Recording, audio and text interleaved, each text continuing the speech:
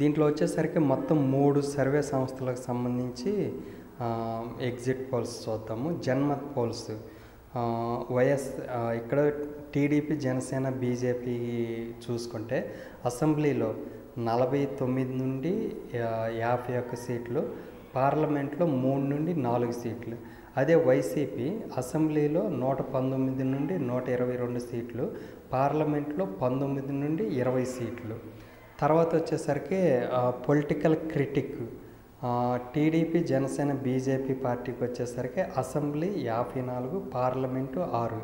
వైఎస్ఆర్సీపీకి వచ్చేసరికి అసెంబ్లీలో 121 సీట్లు, పార్లమెంట్లో 19. అదే టైమ్స్ నౌ వీళ్ళు ఓన్లీ పార్లమెంట్ ఇచ్చారు.